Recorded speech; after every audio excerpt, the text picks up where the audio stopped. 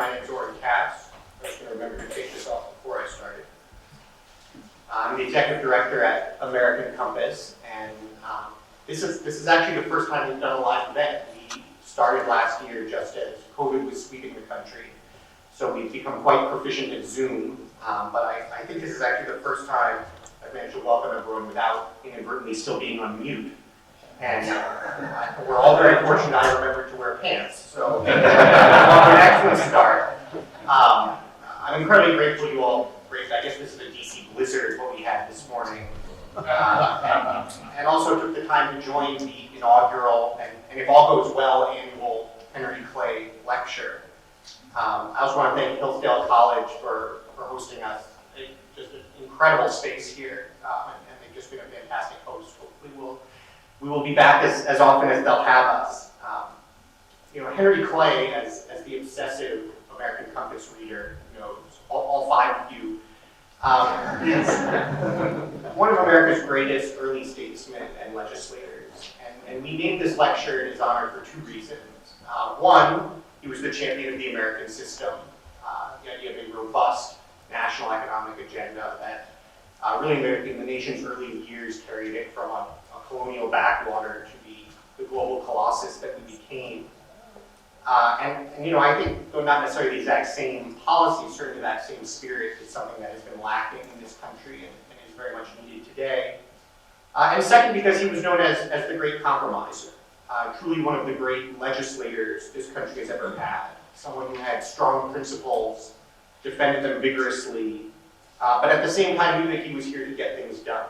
That his job and the government's job ultimately was to apply the principles to the actual problems that we have, and to make things better. Not perfect, not ideologically pure, but better. And to recognize that there are some things that only government can do, and that therefore we need government to do. And that to do it well, then we'll have to do it in an incremental way, in a pragmatic way, in a way that builds up institutions. And I think that not market fundamentalism, should really be the core of what conservatism is in America. So I want to read one quote. This is my favorite Henry Clay quote. Speaking on the Senate floor in 1832, he defended the American system as a long-established system, patiently and carefully built up and sanctioned by the nation and its highest and most revered authorities. And he said, when gentlemen have succeeded in their design of an immediate or gradual destruction of the American system, what is their substitute? Free trade, free trade. The call for free trade is as unavailing as the cry of a spoiled child. It never has existed, it never will. No one better represents that spirit of conservative pragmatism in Washington today than Senator Marco Rubio. We're honored to have deliberate this year's inaugural lecture. In his advocacy for common good capitalism, he has applied the principles and lessons of the American system to the different but equally daunting challenges we have today. And in his work as a legislator, he brings an uncommon determination to make things better. Not because he wants government to amass power, but because he recognizes that there are some things that government must do.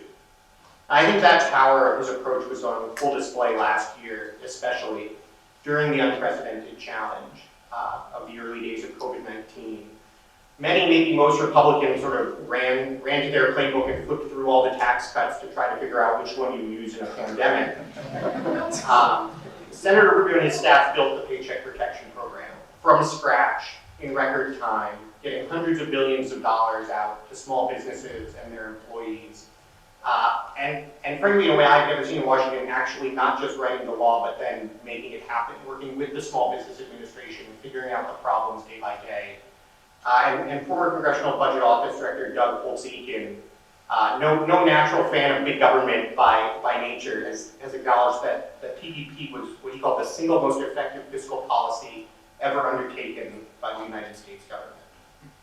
So we have many other challenges today, and I think we are fortunate to have clear-eyed conservatives like Senator Rubio working to find a path forward. So please join me in welcoming.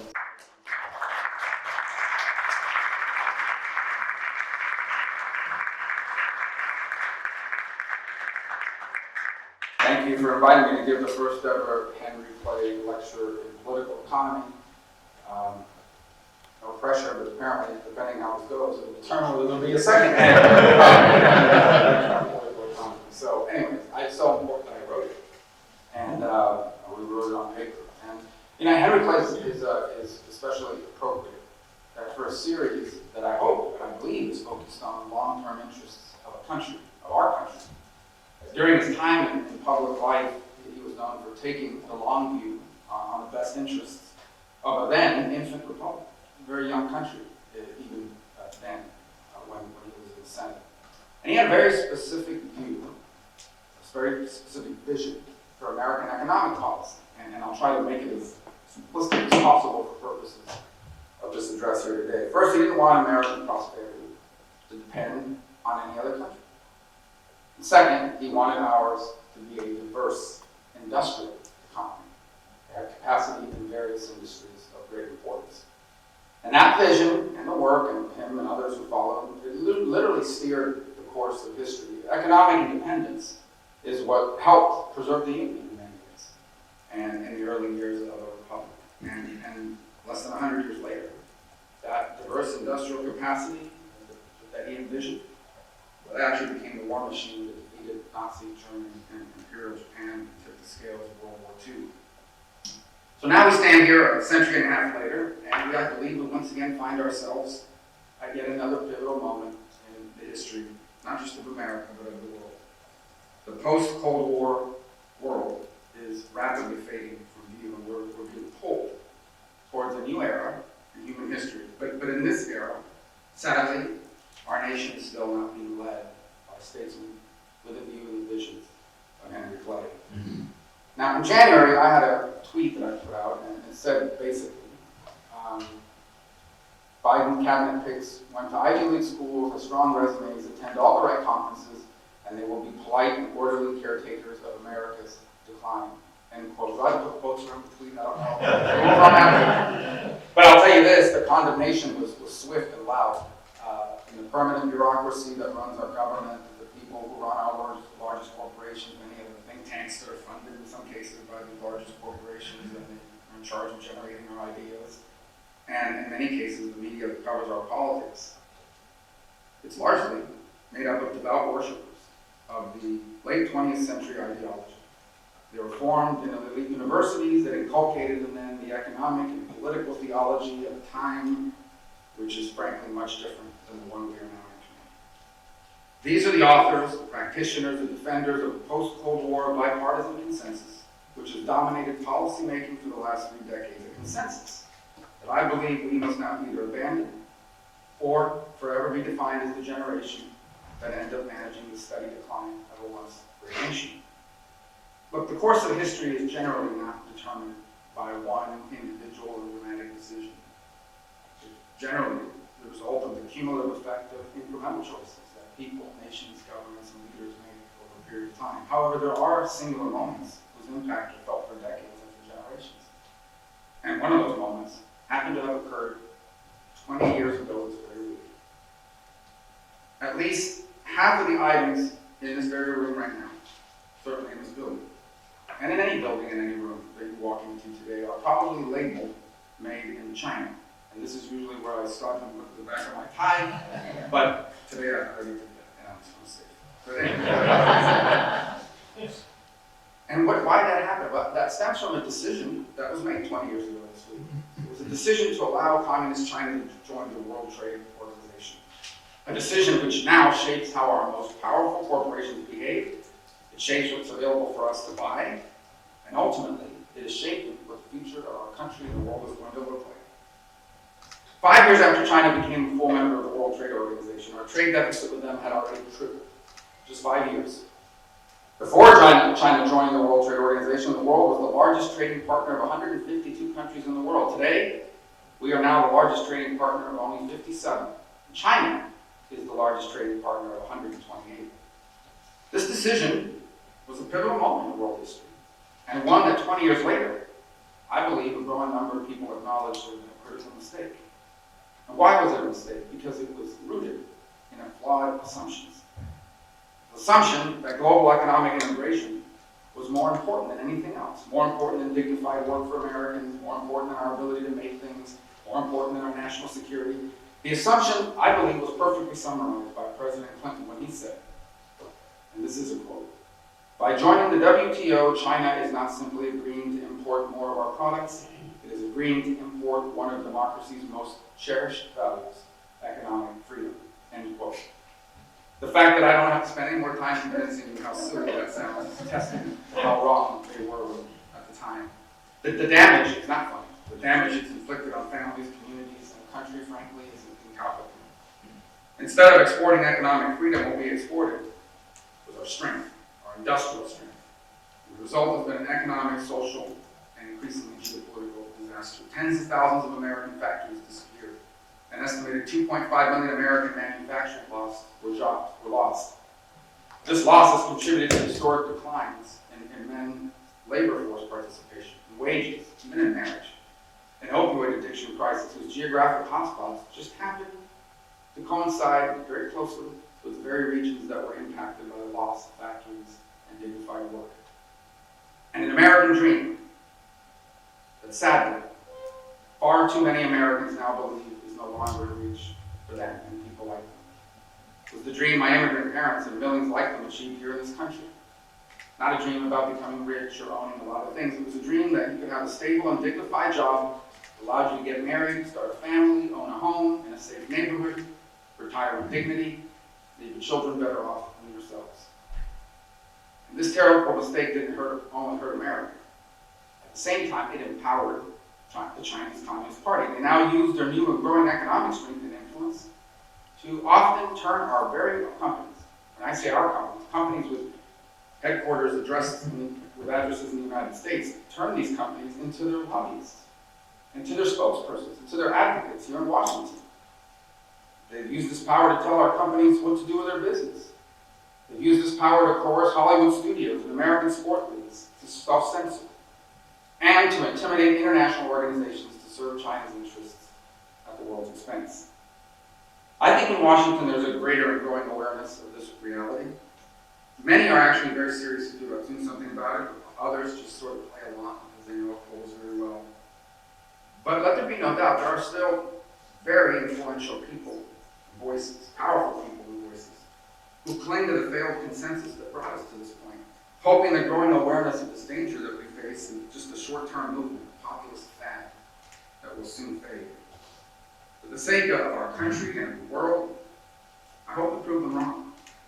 Because if they're proven right, and this attention to this problem is just transitory, it will mean that most of us who are alive today will live to see the day when a genocidal communist regime ascends to become the most influential and powerful country in the world, while the greatest beacon of liberty in human history is relegated to a status of once great power in decline. I think it's impossible to forge a different path forward without first understanding how the failed consensus which produced this current predicament developed. And that's really what the focus of today is about, is to address those assumptions that led to this mistake, so that hopefully we'll abandon and in the process adopt the right assumptions. The first flawed assumption was the belief that Americans are primarily consumers.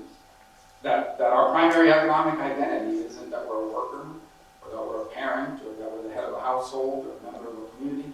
That our primary identity is that we are a shopper who likes to buy things. Now, if you believe that we derive our identity and our happiness from the things we buy, and not from the work, the children, the family, the marriage, then it becomes easy to justify opening up to China in exchange for cheaper prices. But we all know that the truth is that what really gives life meaning and purpose isn't how many things we can buy, or how many things we own. It's the time and the things that we spend to do with our family and our communities. And that requires the stability that comes from good jobs. To view Americans solely as consumers ignores the dignity that comes with work, and it ignores, by the way, how corrosive it is to the individual and ultimately to a community when good jobs are no longer available. It leaves you with an unemployment rate, for example, that oftentimes is consistently below 5%. But not because more people are working, but because more people have given up looking for dignified work and just drop out of the labor force. It leaves you at the mercy of any disruption in the supply chains. Because when shortages, by the way, make it harder to find what we want to buy, and inflation makes it something that was once cheap, now more expensive, you still don't have the jobs, you still don't have the dignity that comes with it, you still don't have the industrial capacity, and you also no longer have the cheaper prices either. And that's the predicament, unfortunately, we find ourselves in right now. And eventually, the cheaper prices at the store are as a result of sending the job that you once had to a cheaper worker in another country. You're inevitably going to face a nation and a society gripped with widespread anger and despair. And yet, despite this, I want to tell you, many still don't get it, ignore it, or should hopefully overlook it. When we have the Chamber of Commerce and the Business Roundtable petition the Biden administration to lift Trump's tariffs on China, or when 91 senators vote to cut tariffs on China's goods, it shows you just how deeply embedded the flawed thinking still is in our country. The second belief, assumption, I should say, that underpinned this consensus that led to this decision was that the stock market and corporate profits are the same thing as real economic growth and innovation. For 20 years now, by the way, presidents in both parties point to the stock market as a scoreboard, indicating whether or not we're winning or we're losing economically. Look, a thriving stock market is not a bad thing, and it's not unimportant. But our economy is a lot more than just the stock market. And most of the time when the market, whether the market closes up or down, on most days, has zero to no correlation with how the economy is working for our country, for our families, and for our communities. Over the past 2 decades, the stock market has gone up 120% when adjusted for inflation. But middle-income Americans have only seen a growth of about 6% over that same period of time. And lower-income Americans have actually seen no growth at all. The Cost of Thriving Index, produced by Warren Cass, found that in 1985, when my father was a banquet bartender in Coconut Grove, Florida, it took the median male worker 30 weeks of work to afford a year's worth of the basics that it takes to raise a family. Today, the same index indicates that it would take 53 weeks in a 52-week year to do the same thing. And when did this trend take off? When did all this begin to happen? It coincides almost perfectly with the collapse of American manufacturing after China entered the World Trade Organization. We lost 33% of our manufacturing jobs in just the first decade after that decision was made. It was a collapse so stunning that shortly after the year 2000, finance became a larger share of U.S. corporate profits than manufacturing. And why did this happen? It happened because Wall Street and corporate America could now make the same product, or something new they invented, but at a lower cost, using cheaper workers in China working in a Chinese factory. The lower cost of manufacturing, it did mean cheaper prices, but it also meant larger corporate profits because of lower costs. The larger profits didn't mean greater return for shareholders, but it didn't necessarily mean greater prosperity for working Americans. Look, there's nothing inherently evil or wrong with greater profits for corporations or better returns for shareholders. In fact, it is the aim, in many ways, of why they exist in the first place. But those things by themselves are not a good way of measuring the strength of our economy and the well-being of our people. Because lower prices alone, for example, can never make up for the fact that you lost the stability and the dignity that comes from a good-paying job. Greater returns on the stock portfolio of investors, that doesn't make up for the closure of a factory that left behind a hollowed-out community. And record corporate profits can't make up for the insecurity that comes from being a nation that can't make masks during the pandemic, or produce the active ingredients in our most basic medicines. Look, socialism is a failure. It's a failure because it considers wealth to be immoral. It is impossible. It considers wealth to be immoral, but here's the answer to that. It is possible to have a free market that generates wealth while at the same time also benefiting working families and serving the national interest. But when you have an economy where wealth is being generated in a way that is divorced completely from the well-being of the people or the security of your country, then it foments resentment and discontent. Discontent and the resentment that Marxists always seek to exploit. It gives an opening to argue that capitalism is inherently unfair and repressive. And it creates an opportunity to argue that the time has come to abandon free enterprise and to empower the government empower the government to, I don't know, build back better. And when wealth is generated by sending our jobs and our manufacturing capacity to a country that seeks to rise, not just to rise, but at our expense, who views our relationship as a zero-sum game in which either they win or we do, it leaves you a nation vulnerable to them, to whatever disruptions they seek to create, and to any coercion they seek to pursue. The third belief behind the flawed bipartisan consensus was that if our companies sent our factories and our jobs to China, that it would give America more influence over China and the world. It's a misguided belief that is rooted in the once popular theory that the end of the Cold War signaled the end of history. It was a theory best expressed by Francis Fukuyama that after the fall of the Soviet Union, the whole world was going to become democratic, that the economic ties of globalization would reduce conflict, and that mass communication would bridge cultural divides. I know it's worked out, obviously.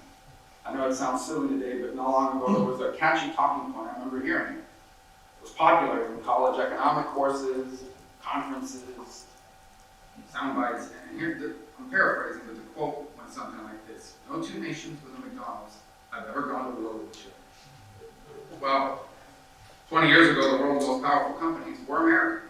And so the belief was that this new world centered on global commerce would inevitably lead not just to more McDonald's, but to greater American influence as well. And as you know, that's not how it turned out. We soon learned, for example, that you can eat Big Macs and still view the country that invented it as a rival that you want to defeat. We learned that when American companies are forced to choose between what's good for America, good for Americans, or bigger profits, they usually pick bigger profits. The Chinese Communist Party, on the other hand, never wasted any time believing that the end of history had arrived. They saw and see history as thousands of years of greatness for them, interrupted by a century of shame and humiliation at the hands of the West. And they view it as their inevitable destiny to become the world's preeminent power at America's expense. Now, for a time, they chose to hide their capacity and bide their time, but by 2008, they felt strong enough to no longer pretend. Our economy, our economy now controlled and run by people who have more allegiance to the global economic order than they do to America. By companies who have no problem helping China build missiles that may one day kill American soldiers, or give access to American semiconductors if it means they can make bigger profits for the next quarterly return reports. By major corporations who say the United States has human rights problems, while proudly sponsoring Olympic Games hosted by a government responsible for genocide and slavery. And our culture is now influenced by studios that produce movies about how evil our history is, but they proactively self-censor anything that would offend the Communist Party of China, because they want their movies distributed in China.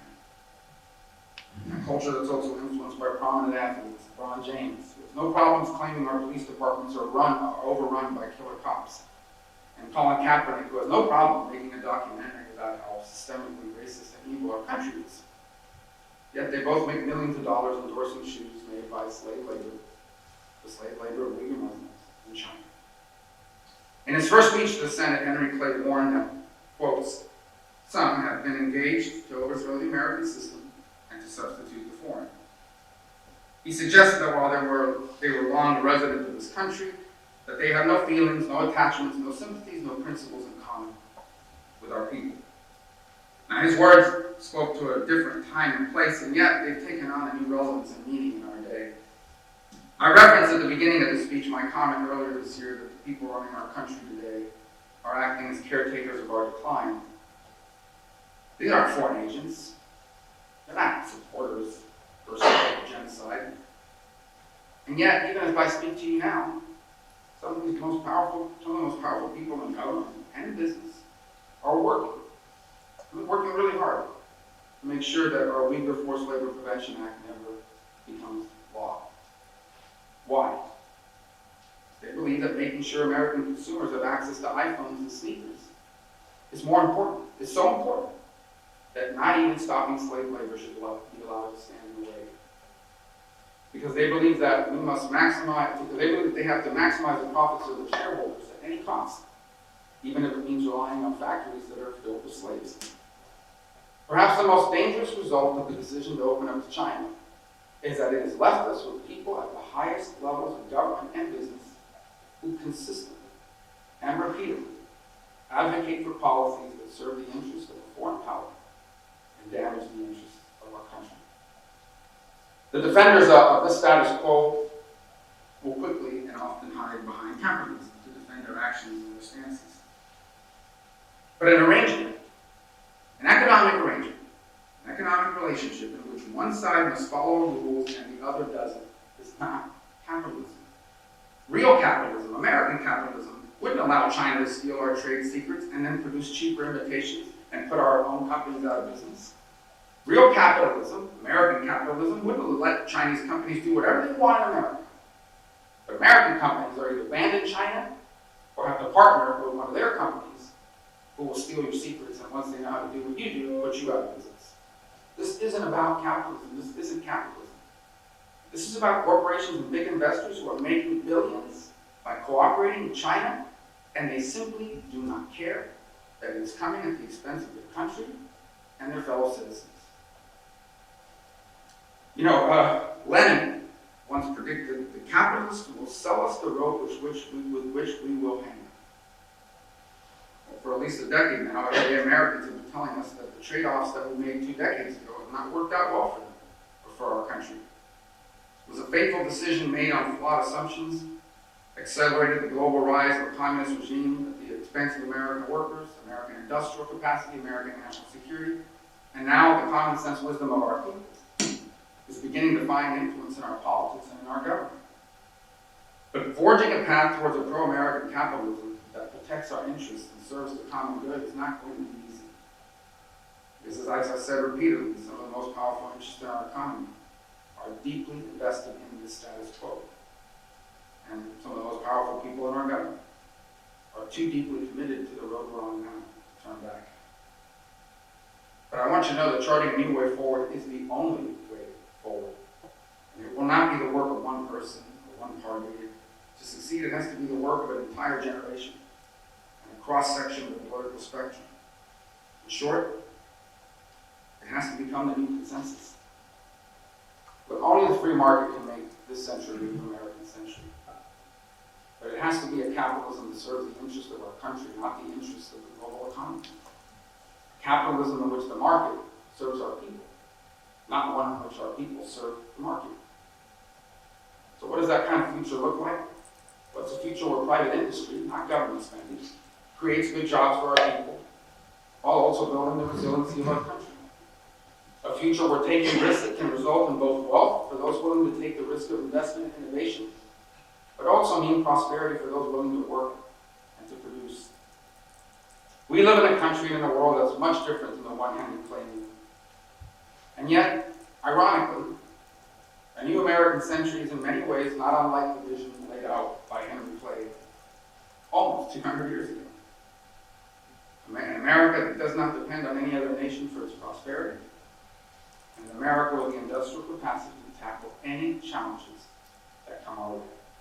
So thank you for the chance to talk to you.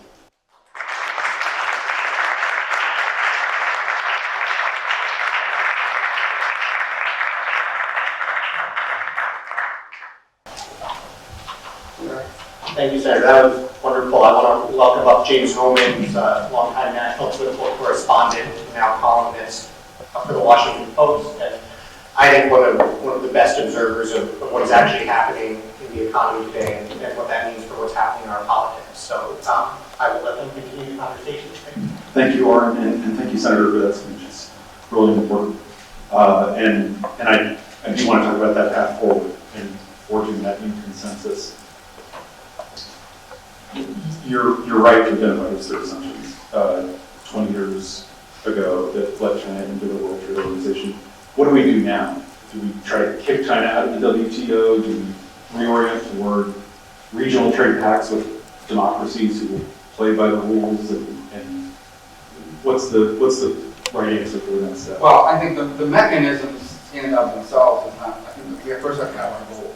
And what is our goal? Our goal is pretty simple. We have to have, number one, a free enterprise capitalist economy that creates good, stable jobs for Americans the same time has industrial capabilities in industries that are critical to our national security and our national interests, particularly as we look forward into the future.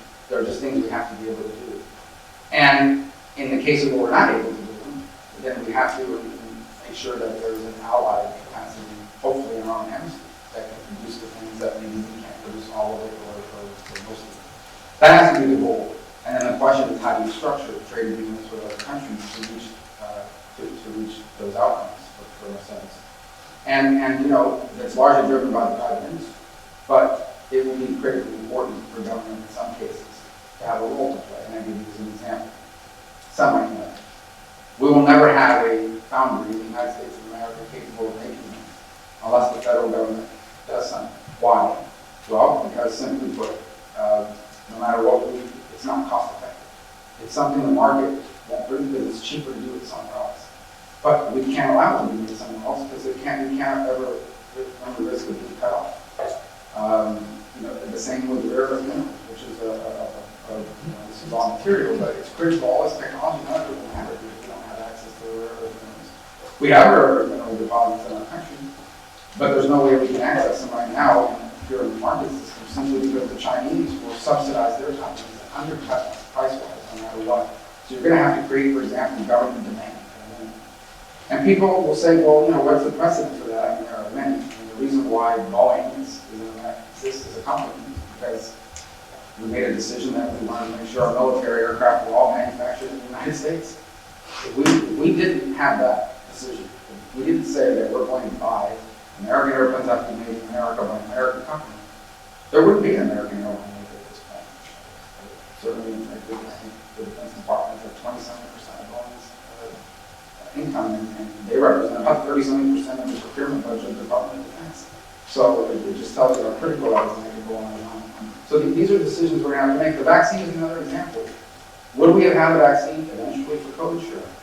I'm not sure we would have had it in 11 months had the government not said this is so urgent and in the national interest that we're going to create a demand reward system for you to go out and produce it. And suddenly, they found all kinds of stuff that they were using for something else and said, hey, see, this works on the virus, it did, and the world, and a lot of things changed. We'd be in a very different place right now had we not done that. So I think that really has to be our approach, and then we have to figure out what are the constructs, whether it's trade agreements or what have you, that allow us to pursue those goals as opposed to the other way around. We obviously benefited a great deal in the post-World War II era from kind of the rules-based international order that we created as a country. As you noted, in the last 20 years, we've handed this advantage and kind of taken a loss ourselves on the wrong assumption that economic growth would lead to liberty. Do you see an institution like the WTO as playing an important part in what you're talking about, or is it time to think about new institutions or think about the national interest instead of the global? Well, I think it's really difficult to reform, and today's not a day where I'm announcing this mandate or abandon it, but I am saying that it is really difficult when you get an institution created for a different time and place to sort of reorganize it, particularly given the realities of the global economy today and the sheer economic power and weight that China now has.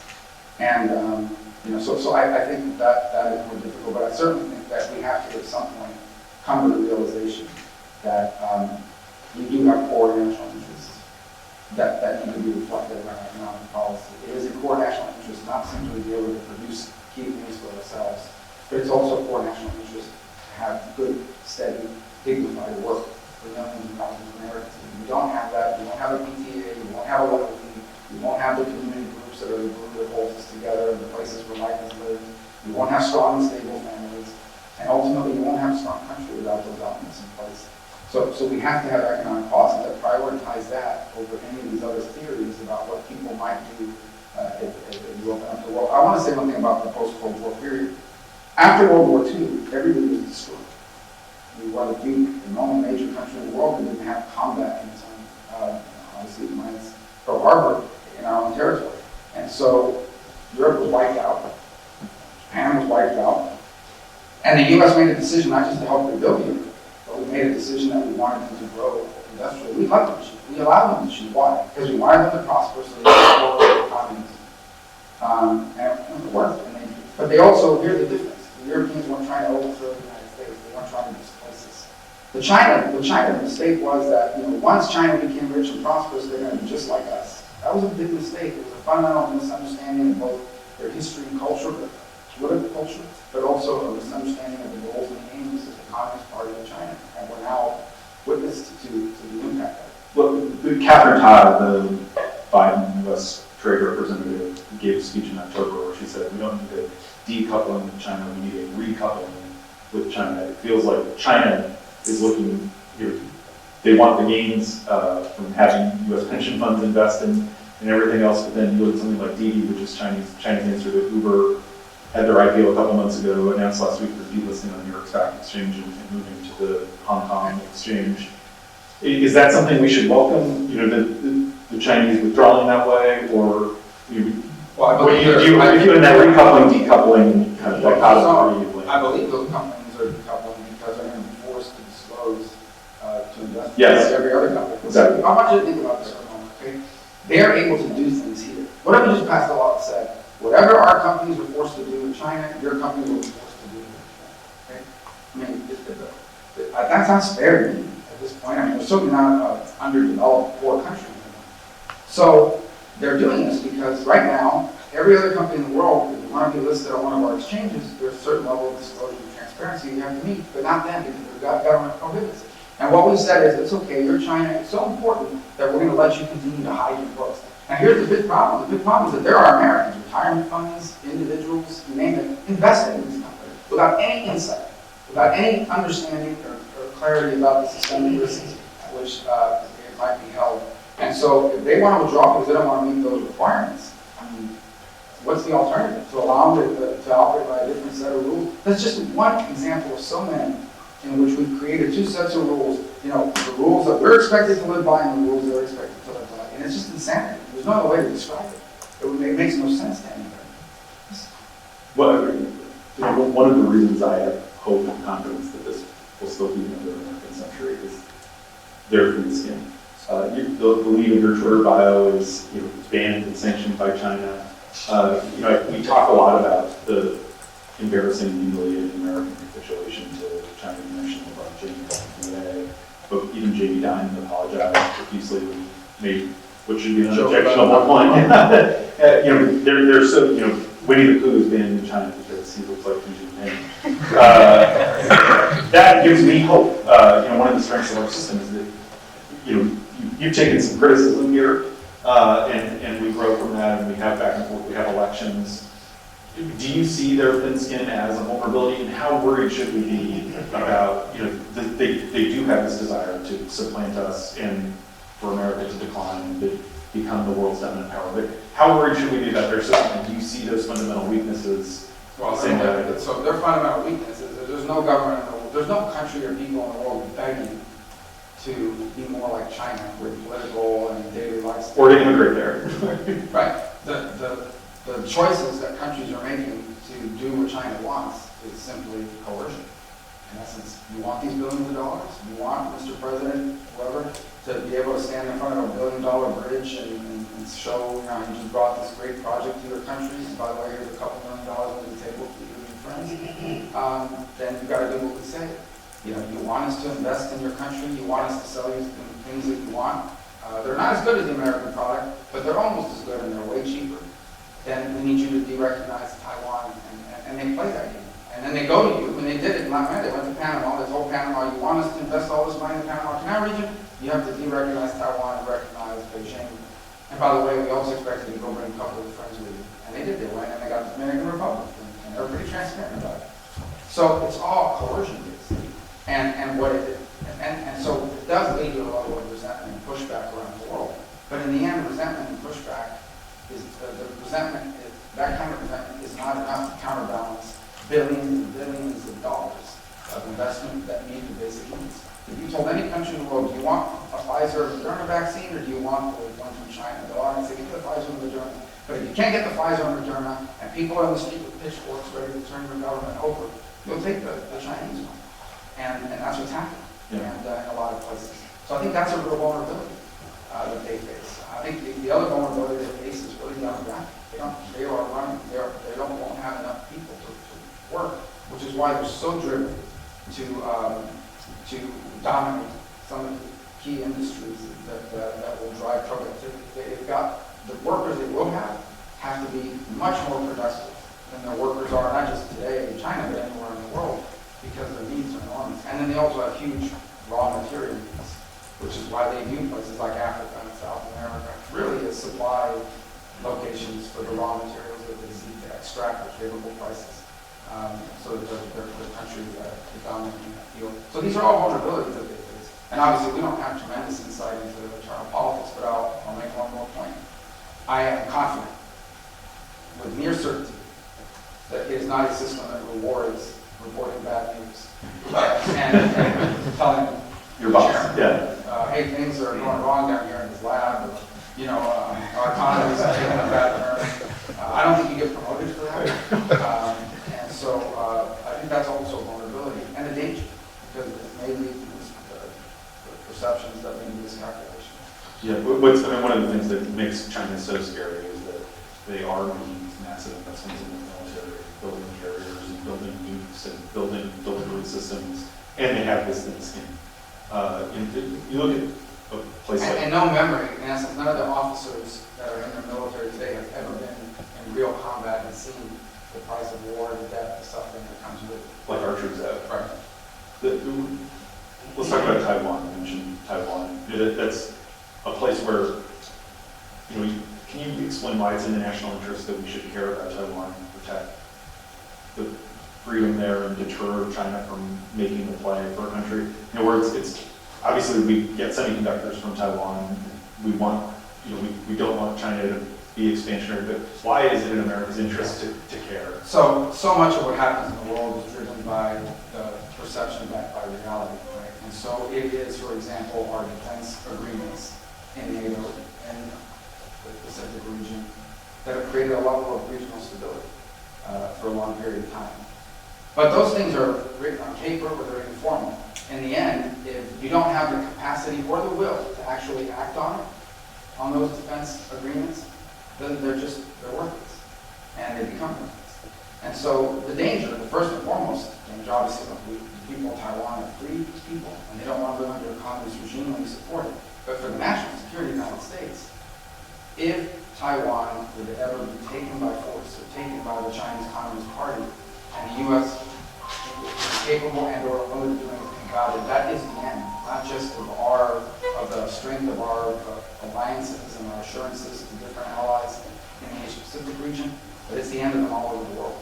And it was a perception that's already been severely damaged by the method and by the way in which the Afghan war was conducted. So it would only further erode that.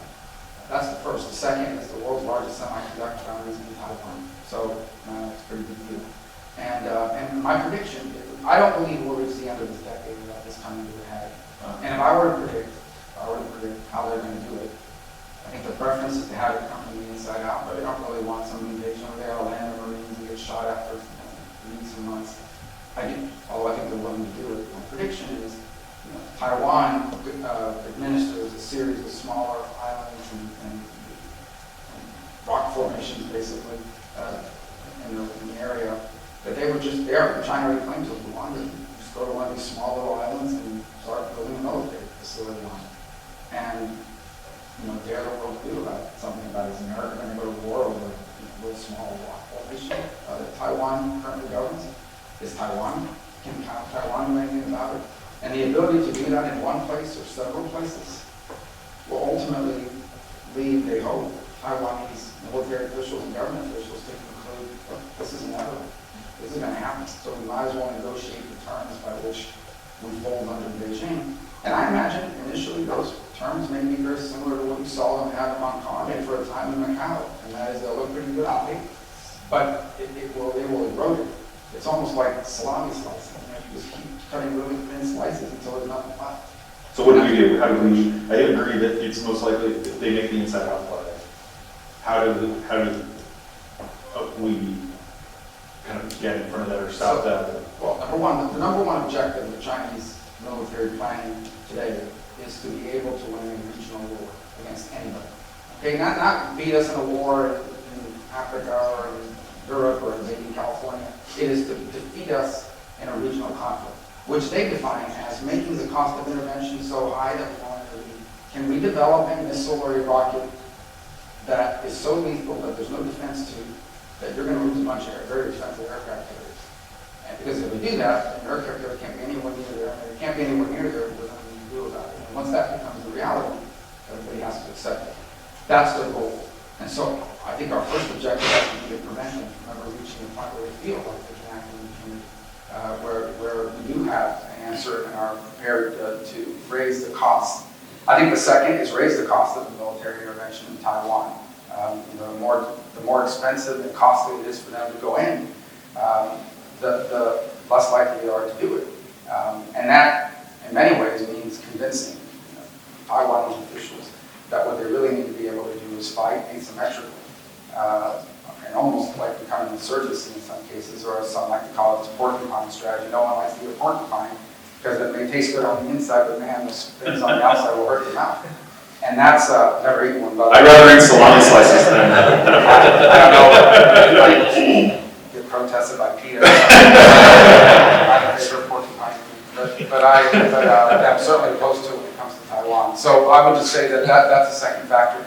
And I think obviously the third is to continue to assist Taiwan in the way we can in strengthening the rule of law and government there, which is pretty stable, but also in dealing with things like cyber defense and disinformation efforts and political interference, which are incessant and ongoing in terms of trying to infiltrate government there and turn it from the inside out as opposed to from the outside in. But it's a real challenge. You put a hold on Nicholas Burns, President Biden's nominee, to be the U.S. ambassador to China. You mentioned your tweet from January, and you've sort of framed your opposition to his nomination in that term. If he was part of this old consensus view, when he was nominated, he wasn't seen as a controversial. He's not controversial. I mean, usually you hold somebody as, oh, look, this A, the guy tweeted something really mean about me. B, the guy is a communist, Marxist sympathizer, or whatever. Yeah, and C, or he's done something really bad in his life. Okay, those are the three. Or D, you hold him because you want something else. I don't think he's a bad person. I don't think he's evil. Maybe he's a ambassador to some other place. I just think that in China, given the state of affairs today, to put someone there who's basically steeped and raised and has practiced his entire career in diplomacy in this consensus that has failed our government, our country so miserably is a big mistake. And I said to someone in the hallway, we need a wolf diplomat. They have wolf diplomats. What's that wrong? I mean, and I'm not saying go there and be nasty and get kicked out, on purpose. But I am saying someone that's going to speak pretty clearly and frankly, and not just be concerned with some of this, maintaining some of the status quo agreements that we've entered into in terms of the way we address things. I can tell you this. I mean, you saw how they treated the Secretary of State when he met with them. In Anchorage. I'm not saying we want to be unnecessarily belligerent, but we need to be strong and clear-eyed. I think that really begins by who runs that embassy. I'm not the president. I understand the president has a right to pick their own nominees for these posts, but this particular post is incredibly important. And I can't give consent to an individual who I believe is not a bad human being or a terrible, it doesn't matter. I just think that's the wrong post for him. And so certainly given the circumstances that I've outlined here today and that I've talked about repeatedly. Do you worry that it puts us at a competitive disadvantage with China to have so many of these national security jobs unfilled a year into the new administration? Well, that's a different topic. Many of those are being, when I say held, what they're saying is we're going to have a forward. Right. It just takes time. It's being held on Senator Cruz and others on right. issues like the Nord Stream pipeline sanctions that the administration used to impose. And I respect the senator's right to do that. I voted against a lot of these nominees. For a long time, I was voting against the national security nominees, but not holding them because they wouldn't share with me the kill list that we gave the Taliban. Hey, here's the people that were helping us the last 20 years. Can you help us find them? We'll help them find them. So, just, they want to acknowledge or confront it. So, look, generally speaking, I can tell you as Vice Chairman of Intelligence, the DNI, the CIA Director, all those people, we got them in very early on in the process because that's very important. But in the Senate, there are senators that will use nominations as leverage on other priorities. And I think hopefully we'll find our way through some of those. And many of these posts are either not controversial or frankly,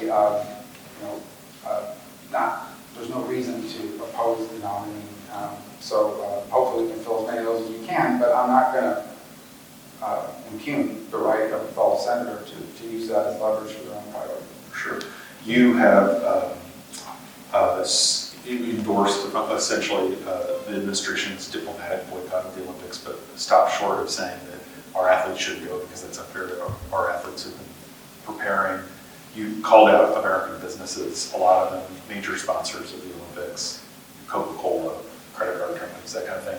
Do you think companies, U.S. companies, should boycott the Olympics? Obviously, you want something much more systemic about their investments, but and then also, as kind of consumers, should I not watch the Olympics on NBC in February? What's your view on those two things? I haven't thought about the last one. To be frank, I don't, as a Cuban American, we don't have any winter sports. We're not very good ice skaters, but we have this in America. I'm not saying it's good. But to go back, I haven't thought about the viewership issue or what have you. But I'll say a couple of things. On the athletes' part, it's hard. Some of these sports, I don't even know what they are, but they're very obscure. That's how obscure they are. But they really matter. Someone's dedicated their life. We're talking about kids that since the time they're 4 years old have been getting up at 3:30 or 4 in the morning to go practice before going to school. And their whole life is built around the Olympics. And they don't happen every year. It's every 4 years. 4 years from now, they may not be able to do it. Age out. So it's just a tough deal. Figure skaters, there's a professional circuit who can make some money. Some of these, I don't know, it's curling. Curling, I don't know. I'm just telling you that these sports, it hurts these people. I don't want to do that to them. What I can't ignore is you're putting up billboards telling us how terrible we are. You're boycotting American states because of some law they passed on elections, pulling the major league, supporting boycotts of it and so forth. But then you're like sponsoring the Olympic Games in a country that has like slaves, right? Working in factories that takes weaker Muslims, strips them of their identity, that forced sterilization and abortion, all kinds of horrifying things that they're doing. Not to mention like, an international tennis star just like vanishes, right? Disappears. Worship home, she's not available. It's nuts. And they seem to have no problem doing these two things. That has to be called out. That's a hypocrisy that has to be pointed to repeatedly and say, but how can you do that? I'm not saying you don't have a right to criticize America, but if you're going to criticize America and then spend millions of dollars sponsoring an Olympic game that features this genocidal government, we're going to call you out on it. And on the diplomatic thing, I don't know what option we have. I don't know how you could, in good faith, send a bunch of diplomats to smile and take pictures and hug and handshake in the shadows of these horrifying conditions and this horrifying treatment, not just of Uyghur Muslims, but all sorts of ethnic and religious minorities. And Hong Kong and everything else. And Hong Kong and anywhere else that they touch. So I think that for me, it's a real dilemma. So I can't bring myself to say hurt these athletes, and my hope is those athletes will go over there and win a lot of medals and embarrass them. But I do think corporations who are involved in this have to at least explain why is it okay for you to call America this evil, such systemically racist country, and boycott states that pass laws by democratically elected leaders who people can vote against next year if they don't agree with them, but then sponsor an Olympic game that touts the greatness of some genocidal regime. That's going to be a tough explanation. They generally don't even try it. And you've noted that on your bill to protect the Uyghurs, on the force labor bill, that companies have been kind of lobbying against it, that there are people working hard. How has that manifested itself? Are they trying to do it quietly because, Well, initially they were pretty open about it. And they were arguing that this presumption is unmeetable and we can't do it and it's going to hurt the supply chain and we're not going to get stuff in the country. Then they realized that's not really popular, so let's just do it under the radar. And since it's under the radar, they're obviously not meeting with us.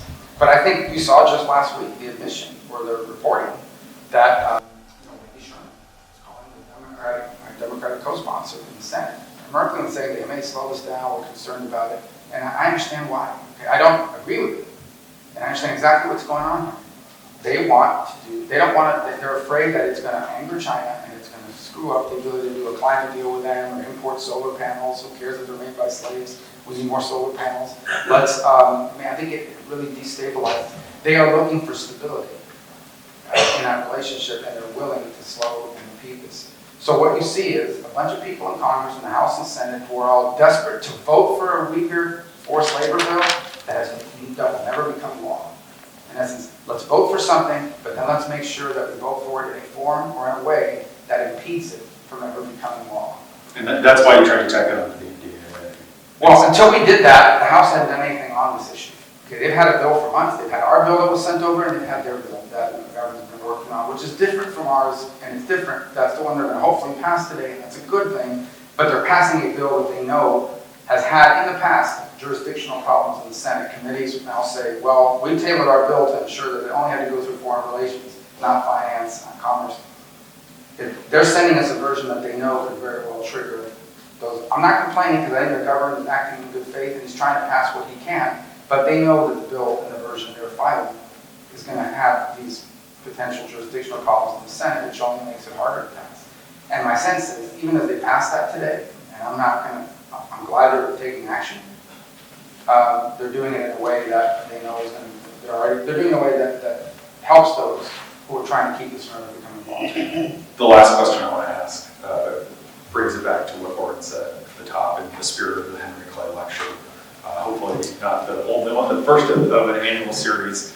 I think the strength of a leader is being willing to evolve as you learn new information.